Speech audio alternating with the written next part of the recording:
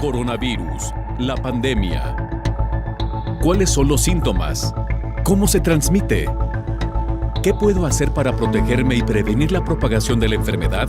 Nuevo padecimiento que ha encendido las alarmas de los sistemas de salud.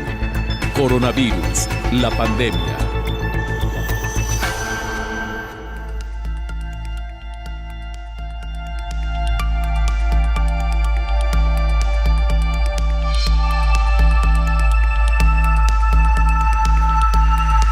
Qué gusto reencontrarnos en este espacio de nueva cuenta. Gracias a usted que nos sintoniza a través de la señal de Todos, Canal 44, o a quienes nos siguen también a través de las televisoras públicas en México y América Latina. Varias señales que se suman a esta emisión y que hacen posible que este programa llegue a tantos rincones. Le recordamos las formas de hacer contacto, @Canal 44 TV, nuestra cuenta en Twitter y Facebook. Nos puede mandar mensajes también a través de WhatsApp al 33 22 42 06 90.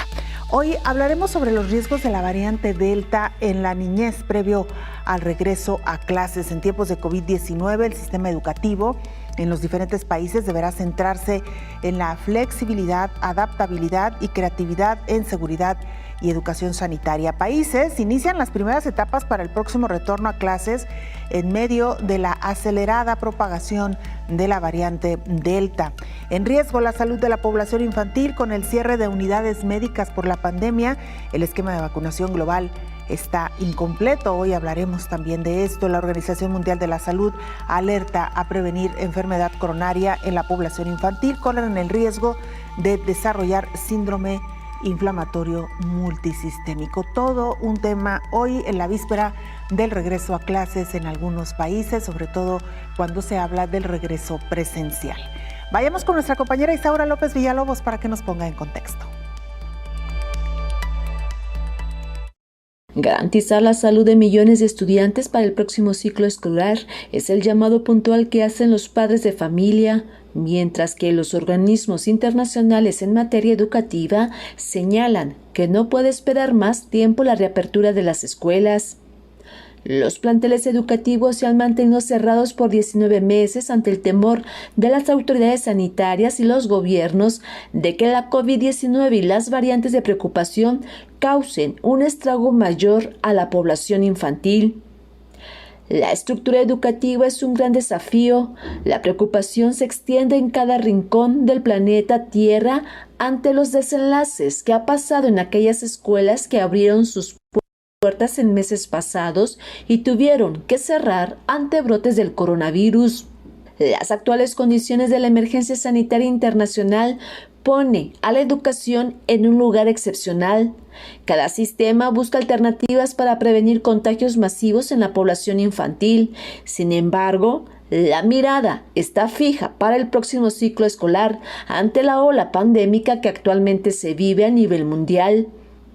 En el ojo del huracán están las variantes, en particular la Delta, que ha sido detectada más en la población juvenil.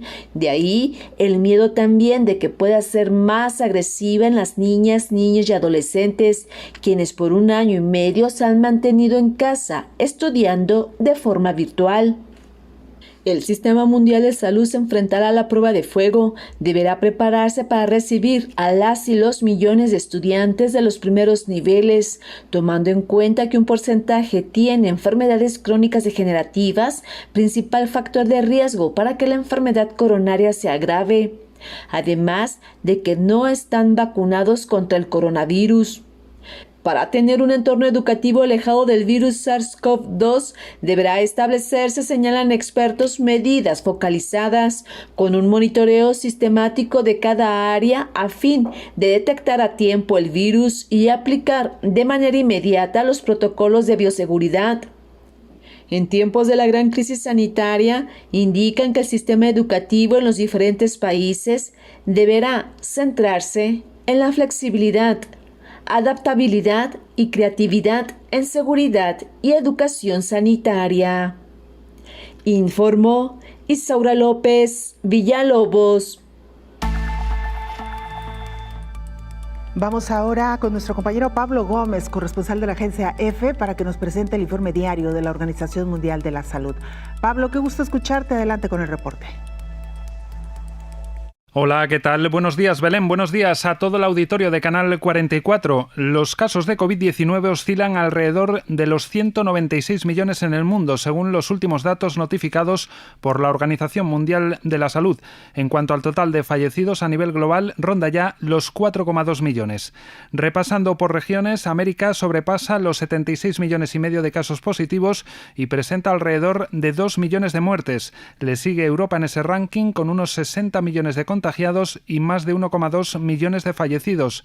El sudeste asiático, a continuación, supera los 38 millones de positivos y se sitúa además por encima de los 560.000 muertos. Lejos está el Mediterráneo oriental, con menos de 12 millones y medio de casos y más de 230.000 fallecidos, y mucho más lejos están las cifras de África y del Pacífico occidental. En cuanto al ranking de países, sigue encabezado por Estados Unidos, con unos 34 millones y medio de casos, India ya por encima de los 31 millones y medio y Brasil, que se acerca a la cifra redonda de los 20. Lejos está Rusia, único por detrás que supera los 6 millones y que está seguido de 3 países con más de 5 millones y medio, Francia, que prácticamente está en 6, Reino Unido y Turquía. En número de fallecidos, Estados Unidos ya supera los 600.000, Brasil sobrepasa los 550.000, India se aproxima a los 425.000 y México le sigue con unos 240.000. Seguimos ahora con los datos de vacunación. Ya se han administrado en el mundo unas 3.900 millones de dosis y el director de los Centros para el Control y Prevención de Enfermedades de África de la Unión Africana, John Kengasong, agradecía en las últimas horas las donaciones de vacunas anti-COVID al continente, pero también advertía de que los países donantes deben tener en cuenta las fechas de caducidad. En este sentido, la directora regional para África de la Organización Mundial de la Salud, Matshidiso Moeti, subrayaba en esa misma rueda de prensa virtual que algunas de las donaciones podrían tener un tiempo muy corto antes de caducar y esto dificultaría mucho que se puedan usar. Reportó desde Europa Pablo Gómez para el programa Coronavirus la Pandemia. Hablando del tema que hoy nos ocupa, la salud entre los infantes de cara a esta pandemia de COVID-19 y por supuesto el eventual regreso a clases, los expertos llaman a tener especial atención en el síndrome inflamatorio multisistémico que afecta a 6,000 menores de edad y llaman a prevenir precisamente esta situación entre la población infantil. El 6% del total de casos reportados de COVID-19 en la región de las Américas corresponde a menores de edad, informa el gerente de incidencia para COVID-19 de la Organización Panamericana de la Salud, Sylvain Aldigeri. La evidencia disponible hasta el momento sugiere que los niños y adolescentes serían menos susceptibles a la infección por SARS-CoV-2, pero tienen un rol obvio en la dinámica de transmisión. Aunque la población de niñas, niños y adolescentes es menos susceptible de contraer la COVID, ellos pueden desarrollar el síndrome inflamatorio multisistémico. Podemos decir que en las Américas el 6% del total de los casos reportados ocurrió en menores. Sin embargo, algunos menores pueden desarrollar un síndrome inflamatorio multisistémico más grave y desde el mes de mayo del año pasado, 24 países y territorios de las Américas han notificado 6.681 casos confirmados, acumulados de este síndrome inflamatorio multisistémico, incluidas 135 defunciones. Desde el 15 de mayo de 2020, la Organización Mundial de la Salud alertó a los países con el fin de prevenir esta enfermedad, informó Elizabeth Ortiz.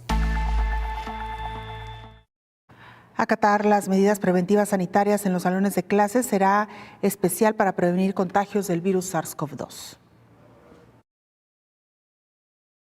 Ante el inminente regreso a clases en algunos países como México, el próximo mes, surge la insistencia de los especialistas de que se acaten las medidas preventivas en los salones de clases.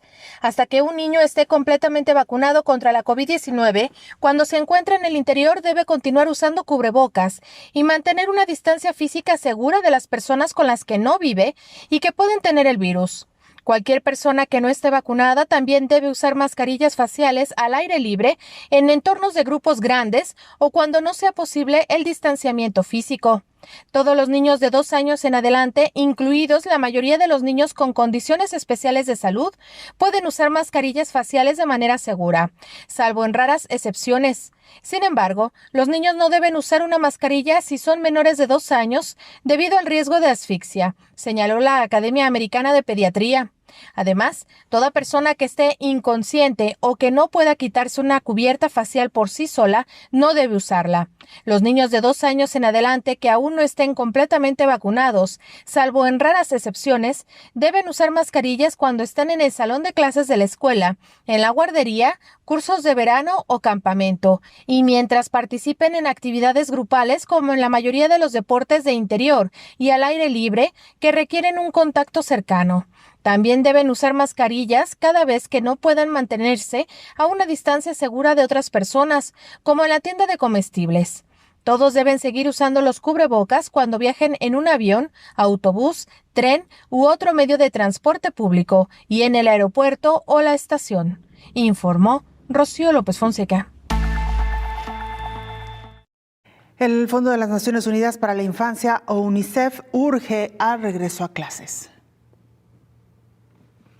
Alrededor de 600 millones de niños en todo el mundo siguen viendo interrumpido su curso escolar al no poder asistir a las clases, mientras el aprendizaje a distancia no es posible para al menos 1/3 de todos los niños en edad escolar, reconoció el Fondo de las Naciones Unidas para la Infancia. La UNICEF recordó que debido a la pandemia de COVID-19, hay 18 países y territorios en América Latina y el Caribe, donde las escuelas están total o parcialmente cerradas.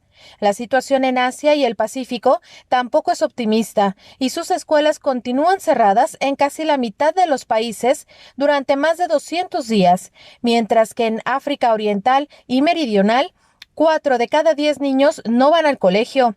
La educación y la seguridad han sido reemplazados por la ansiedad, la violencia y los embarazos adolescentes.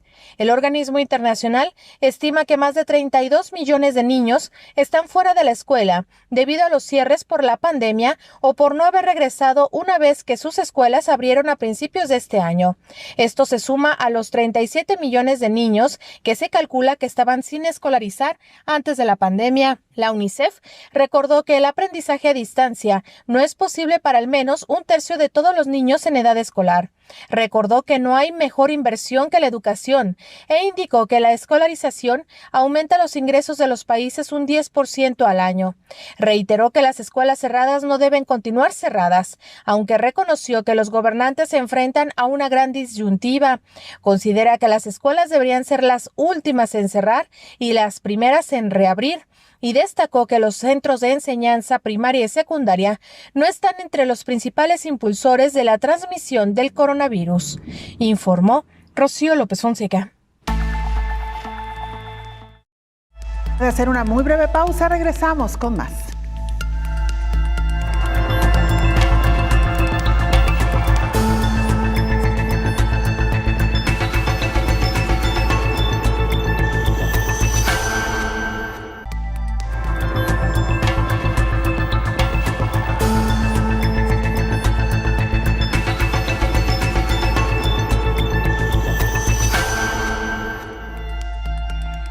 El Centro para el Control y la Prevención de Enfermedades se recomiendan el uso de mascarillas, sobre todo ante el eventual regreso presencial a clases. Los niños y los adolescentes deberán portar cubrebocas.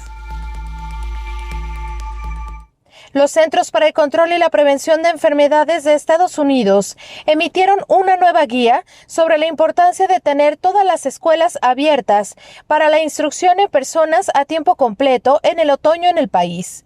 Para mantener las escuelas abiertas de manera segura, los CDC recomendaron lo que llaman una estrategia de mitigación en capas contra la COVID-19.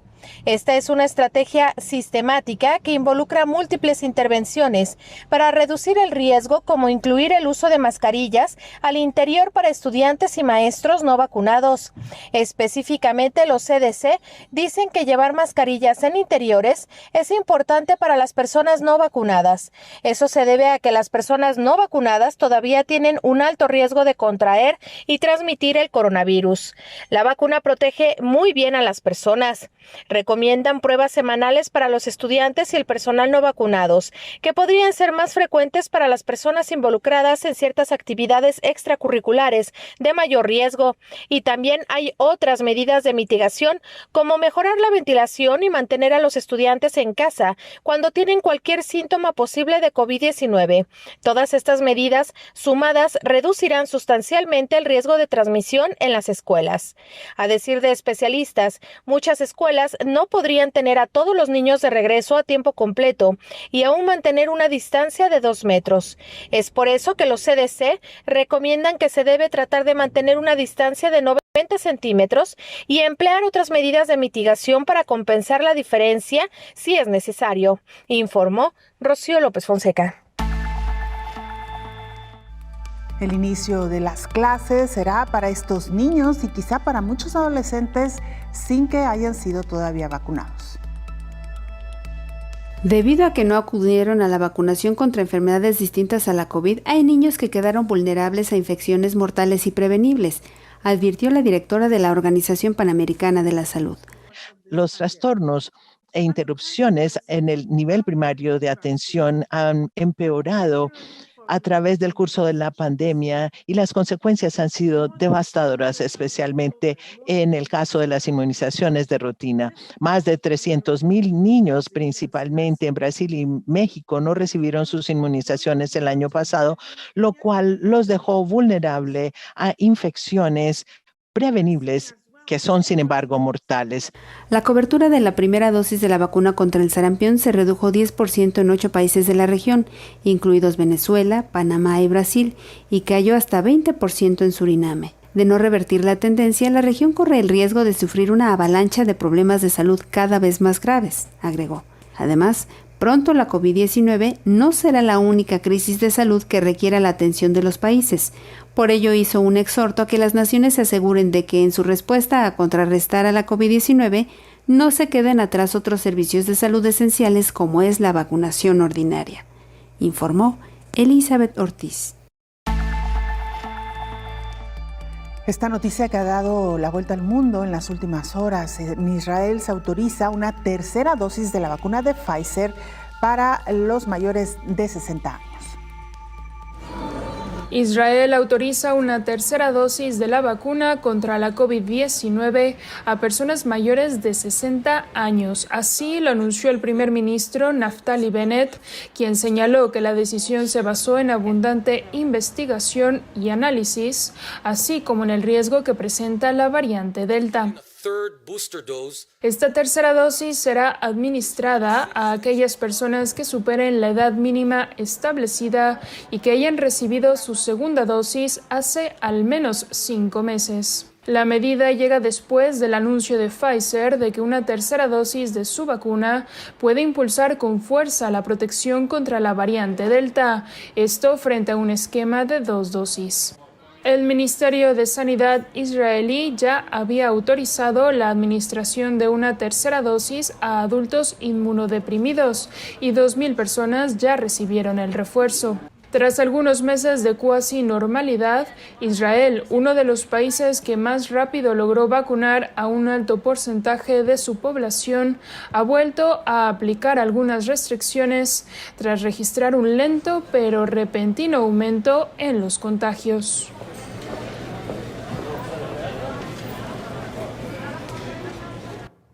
En más información, reúnen más de 3 millones de euros para la recuperación post-COVID en la educación. La Cumbre Educativa Global reúne 3.300 millones para la recuperación post-COVID. El encuentro reunió a decenas de líderes y activistas internacionales y tuvo como objetivo recabar fondos para garantizar el acceso equitativo a la formación, educación de las niñas y el regreso seguro a las aulas en países especialmente vulnerables tras la crisis del coronavirus.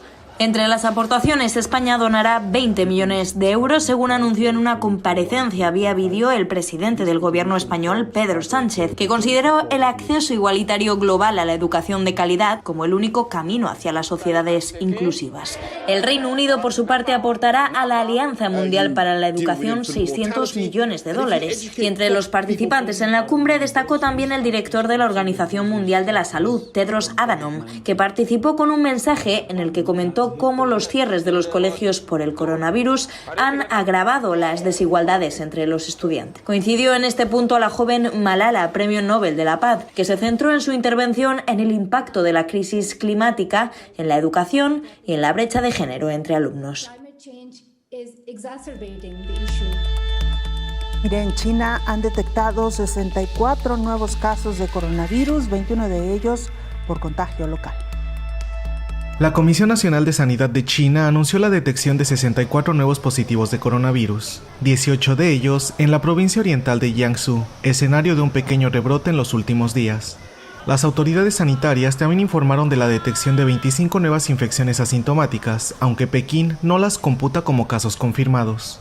De este modo, el número total de contagiados activos en la China continental se situó en 932, 25 de los cuales se encuentran graves. Según las cuentas de la institución, desde el inicio de la pandemia se han infectado 92.875 personas en el país, entre las que 87.307 han logrado sanar y 4.636 murieron. Bueno, pues ahí tiene usted esta información, como también en China, el epicentro de la pandemia, el sitio donde surgió este nuevo coronavirus, continúan lidiando con casos locales de contagio.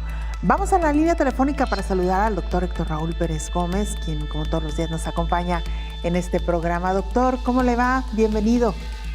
Hola Belén, buen día, qué gusto saludarte. Igualmente, doctor. Hoy con un tema que genera bastante preocupación. Ya de alguna manera ayer lo abordábamos, doctor, pero quizá merece la pena un poco más de detalles. Estamos en un eventual regreso a clases en prácticamente todo el mundo, por lo menos países de América, de Europa, y pues en medio de la preocupación por esta tercera ola o hasta cuarta o quinta, dependiendo del país donde se viva, la preocupación sobre todo por enviar a los más pequeños a las aulas, doctor. Sí, Belén, definitivamente ha sido una preocupación en todo el mundo porque ya han transcurrido muchos meses desde el inicio de la pandemia en que las actividades escolares tuvieron que ir a la modalidad de virtual o eventualmente a modalidades mixtas y definitivamente no es lo mismo la educación a través de estas metodologías, a través de estos sistemas de tecnologías de la información. Fíjate que previo a la pandemia hablábamos mucho de la utilización de las tecnologías de la información y la comunicación, las TICs, para propósitos educativos. Indudablemente son herramientas formidables, pero la experiencia durante la pandemia nos ha mostrado que la presencialidad definitivamente es la mejor ruta porque, por ejemplo, en los niveles básicos, la educación no solamente es instrucción académica, la educación incluye conceptos mucho más integradores, integrales, por ejemplo, la propia convivencia, eso genera valores, la propia convivencia que a través de la socialización también tiene un carácter altamente formativo. Entonces, sí, claro, es una urgencia en todo el mundo el regreso a actividades presenciales, pero haciéndolo de manera muy cuidadosa para evitar mayores riesgos, sobre todo, como bien lo planteas, en un momento en que estamos ante una nueva ola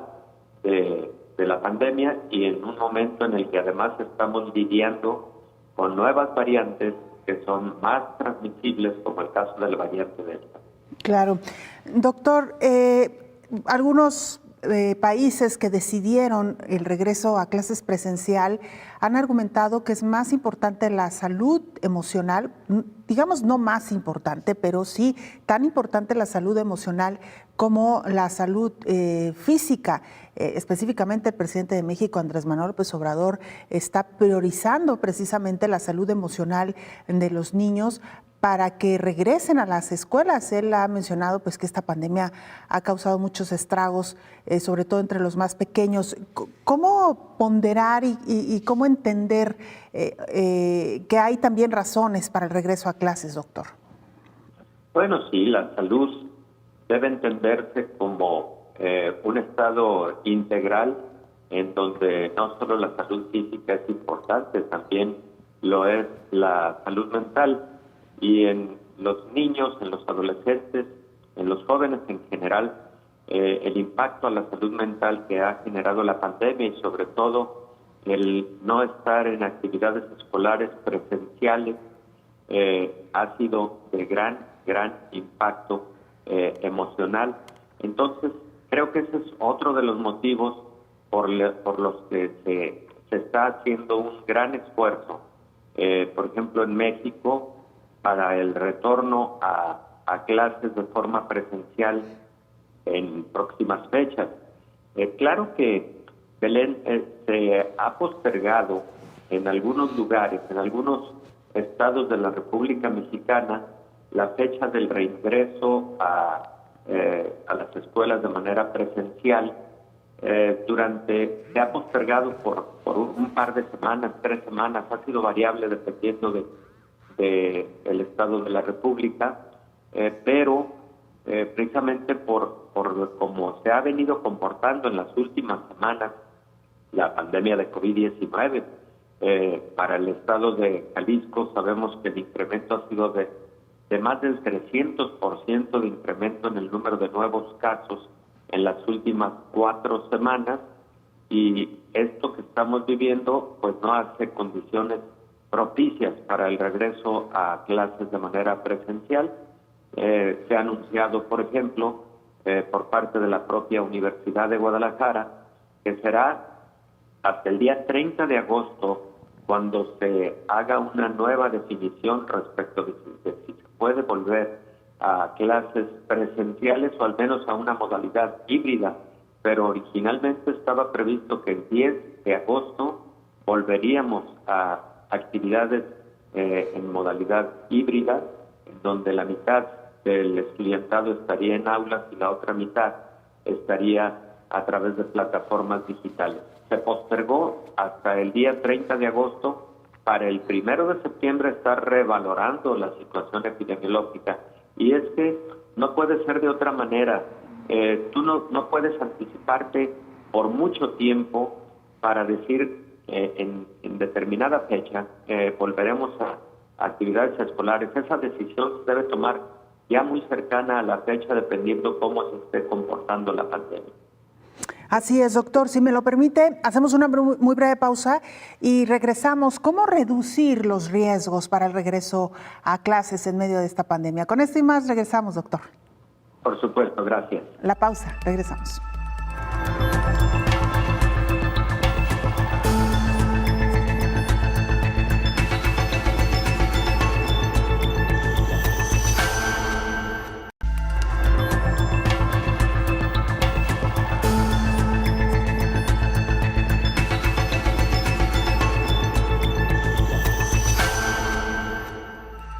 El próximo regreso a clases quedará marcado por la rápida expansión de la variante Delta de coronavirus del SARS-CoV-2.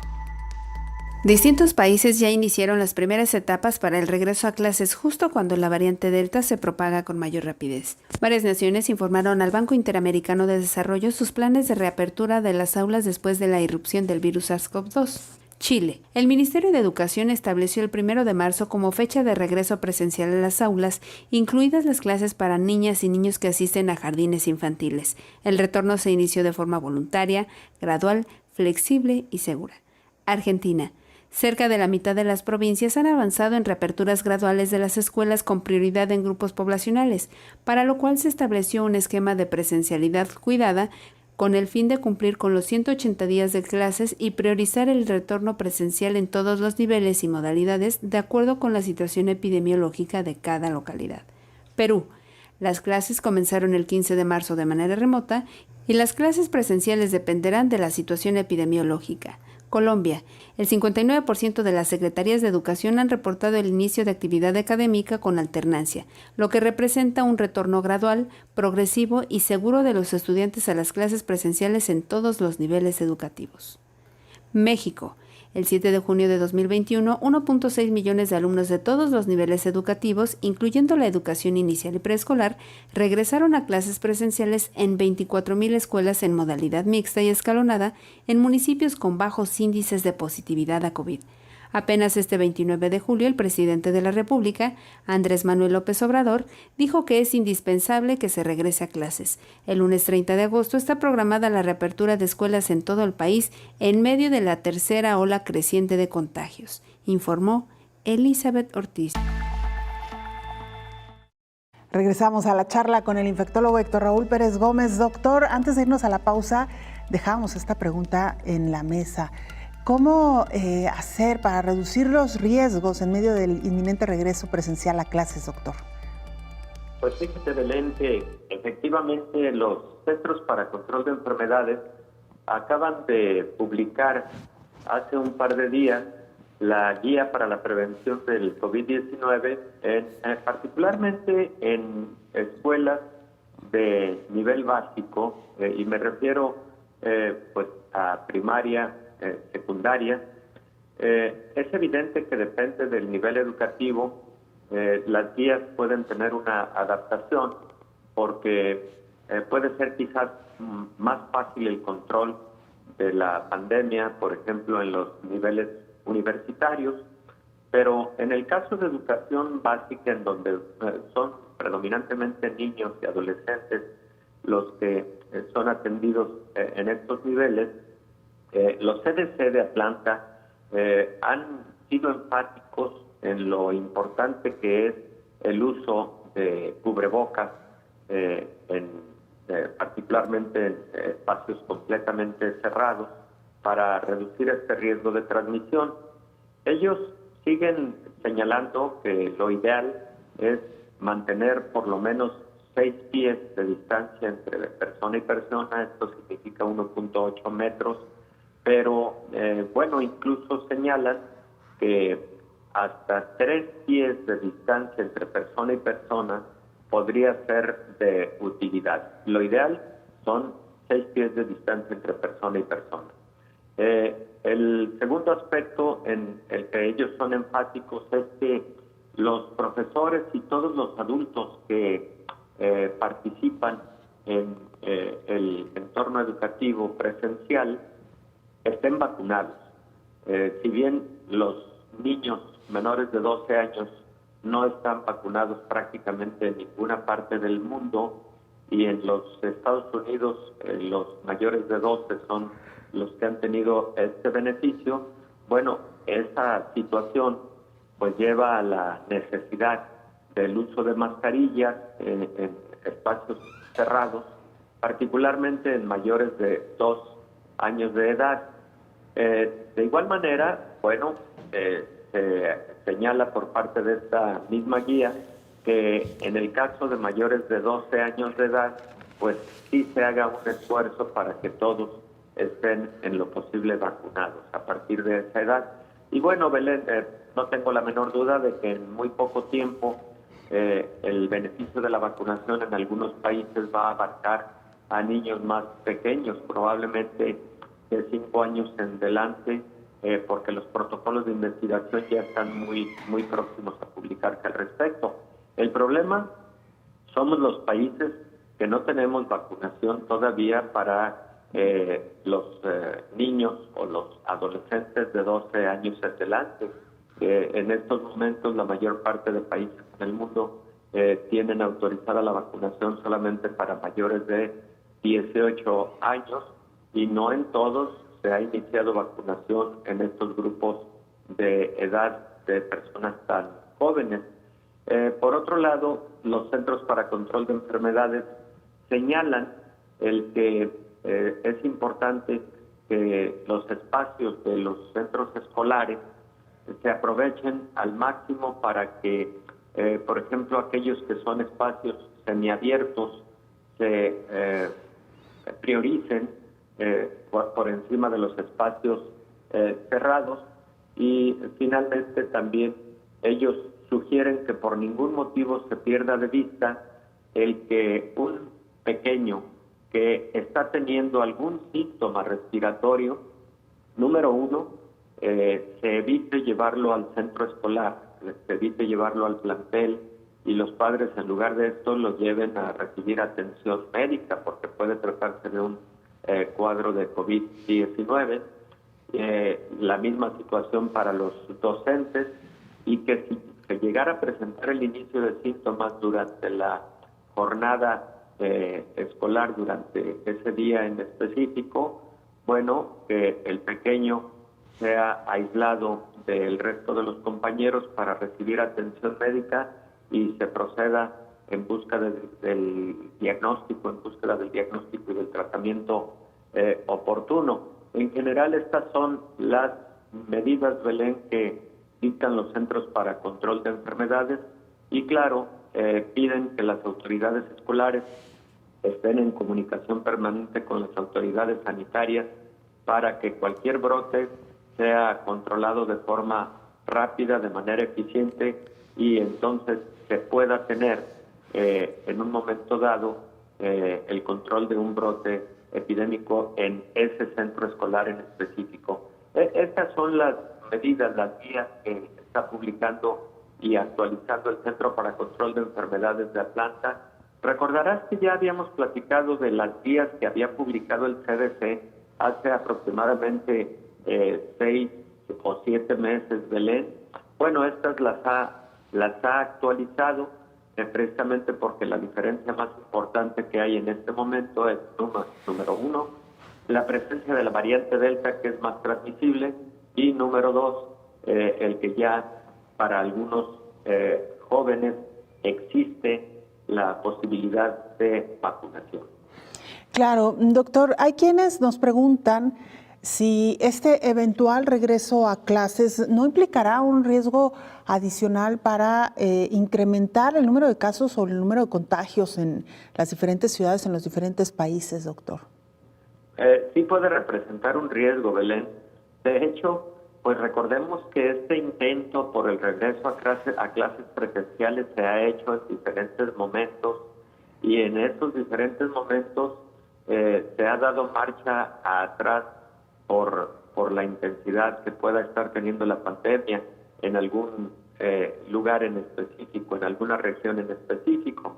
Pero también en algunos países de Europa, recordamos, Belén, cómo iniciaron de nueva cuenta clases de forma presencial, y fue el caso de Inglaterra, fue el caso de Francia, hace varios meses, que tuvieron después que regresar a la modalidad virtual porque empezaron a tener un incremento en el número de contagios por COVID-19, y tampoco estamos diciendo que haya sido específicamente el retorno a actividades presenciales la responsable o el responsable de el incremento en esos países en su momento. Fue multifactorial, pero sí fue muy claro el hecho de que coincidió, o por lo menos tuvo alguna contribución del regreso a clases presenciales para el incremento de casos en algunos de estos países. Doctor, tenemos que hacer una pausa, es la última, pero regresamos ya para entrar un poco a conclusiones, si nos lo permite. Por supuesto, Belén, con todo gusto. Una pausa, volvemos.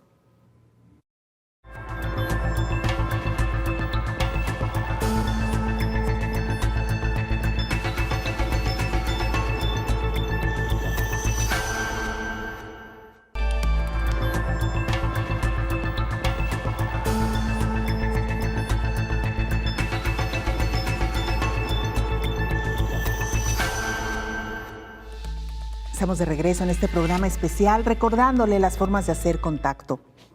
en Twitter y Facebook. Nos puede mandar mensajes a través de WhatsApp y a través de WhatsApp también. Nuestras cuentas en Twitter y Facebook, @Canal 44 TV, o en WhatsApp al 33 22 42 06 90.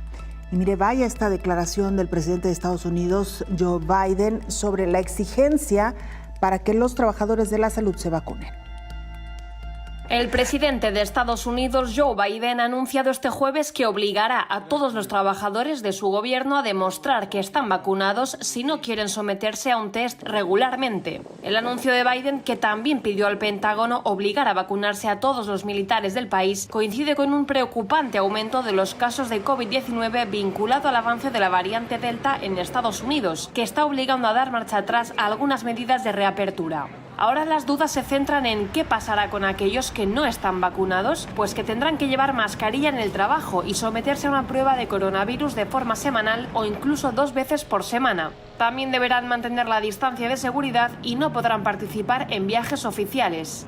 La medida se aplicará a los más de 4 millones de trabajadores federales en Estados Unidos y del resto del mundo, y se implementarán estándares similares para todos los contratistas de la administración. Hasta ahora la Casa Blanca había asegurado que no tenía legalmente el poder de hacer lo mismo para obligar a todos los estadounidenses a vacunarse. Local communities can do that, local businesses can do that. It's still a question whether the federal government can mandate the whole country. I don't know that yet. El mandatario insistió en la necesidad de tomar medidas como esta, dada la expansión de la variante Delta, que representa ya al menos el 83% de los casos secuenciados en Estados Unidos y ha generado un aumento notable de los contagios y hospitalizaciones en las últimas semanas. Biden también propuso que los estados, territorios y localidades ofrezcan una recompensa de $100 a quienes se vacunen, aprovechándose de los fondos contenidos en el paquete de rescate aprobado por el gobierno. Estas medidas llegan 2 días después de que los Centros para el Control y Prevención de Enfermedades de Estados Unidos cambiaran sus directrices y recomendarán a quienes estén vacunados que vuelvan a llevar mascarillas en espacios interiores y públicos en la mayor parte del país.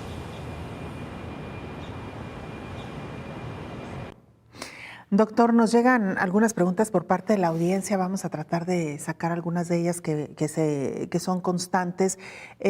La verdad es que padres y madres de familia nos están preguntando qué recomendar, doctor, si enviar a los niños a la escuela o no. Y me parece que es una pregunta muy difícil de responder. Digo, me adelanto un poquito a lo que usted vaya a comentarnos, doctor, pero creo que es una decisión personal que cada quien en su familia tendrá que tomarla, doctor.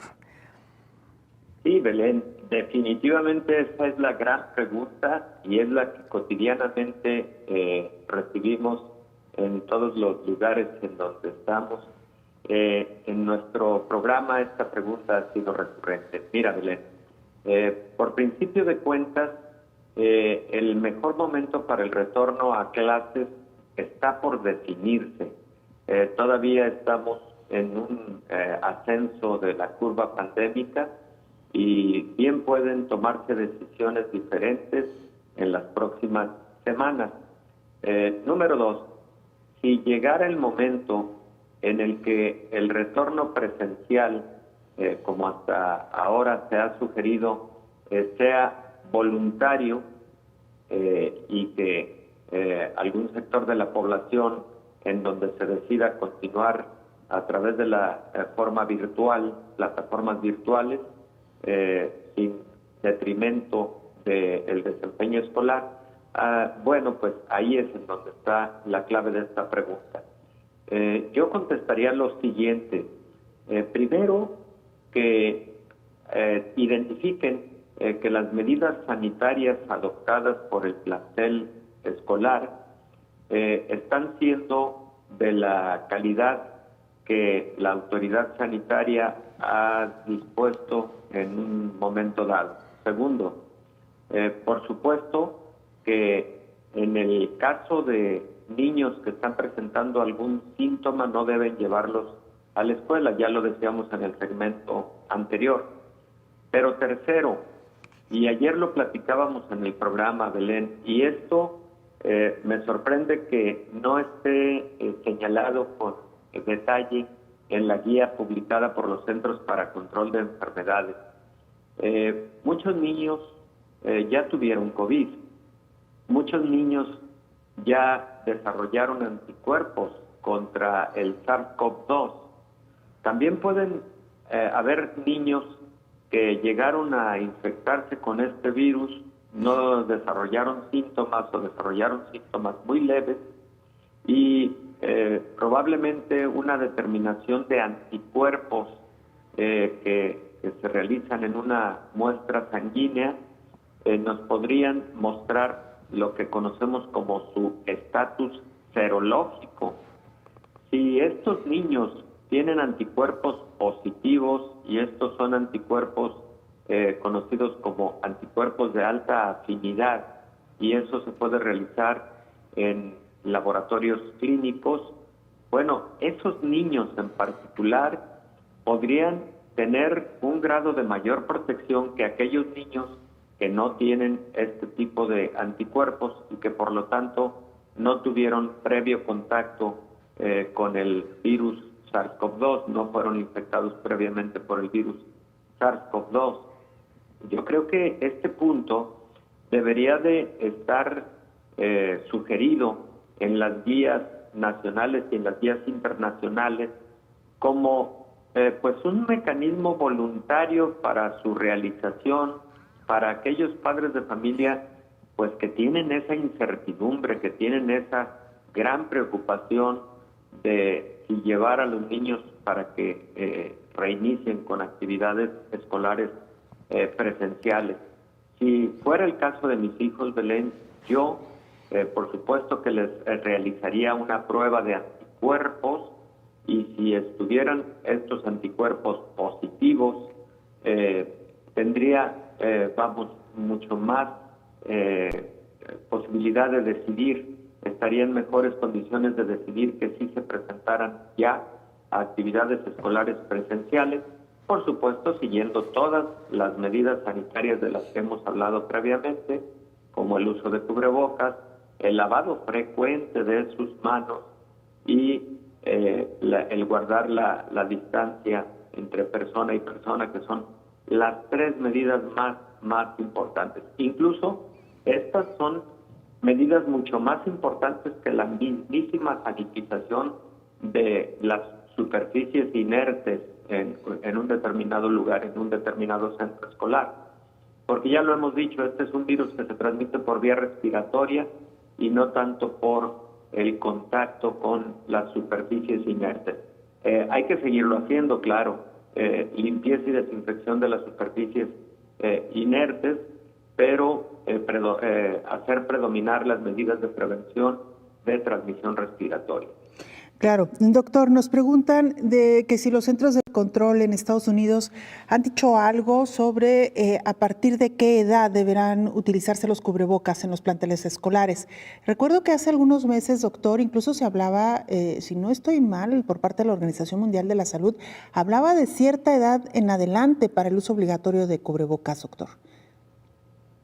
Sí, efectivamente, el uso de cubrebocas está determinado para mayores de 3 años de edad, 3 años y en adelante. En menores de 2 años no se debe utilizar cubrebocas, como tampoco se debe utilizar cubrebocas en aquellas personas que por alguna condición médica, por alguna condición de salud, esto esté contraindicado, por ejemplo, en personas que pueden tener súbitamente algún trastorno en el estado de alerta, como quienes sufren crisis convulsivas, etcétera, y en general los niños menores de 3 años no deben portar cubrebocas. Ahí lo que hay que hacer valer, en lo que hay que insistir es en el espacio entre persona y persona. Claro, y sobre todo los pequeñitos, doctor, que con ellos es a veces difícil, ¿no?, mantener estas reglas de distancia, máxime cuando se encuentran con más niños en el área de juegos, que es difícil, pues sí, mantener esta distancia, pero evidentemente tratar de seguir la mayor cantidad de medidas, de aplicar los mejores controles. Creo que usted lo ha dicho de una manera muy clara. Cada padre y cada madre de familia deberá de tomar esta decisión de enviar o no, sobre todo a los más pequeños a las aulas, considerando pues todos estos elementos, doctor, desde el estado de salud del menor, que usted ya lo ha dicho, hasta revisar los controles que las escuelas, los planteles están tomando. Habrá aquellos planteles que están siguiendo medidas rigurosas, habrá otras escuelas que no, y esto deberá servir como parámetro, entre muchos otros, para tomar decisiones, doctor. Fíjate, Belén, que totalmente de acuerdo contigo, y dijiste algo en lo que debemos ser enfáticos: el estado de salud del pequeño, porque hay niños con enfermedades inmunosupresivas, hay niños con alguna enfermedad crónica en el sistema inmunológico, etcétera, y esos niños son considerados como de riesgo para enfermar por COVID-19 y enfermar gravemente. Entonces, qué importante lo que acabas de comentar. Ese es otro factor que deben tener en consideración los padres. Por ejemplo, niños que sufren asma y que tienen crisis asmáticas frecuentes, ahí hay que pensarlo dos veces. Son niños con mayor riesgo, y el asma es una enfermedad que afecta predominantemente a la infancia. Todo eso debe tenerse en consideración. Qué buen comentario, indudablemente. Y doctor, lo que no nos cansaremos de repetir, cuidemos la salud de nuestros niños, la salud alimentaria, alimentarlos bien, pues evitar que nuestros niños lleguen a estas etapas de obesidad que no son nada favorables para enfermedades como la que estamos hablando, COVID-19.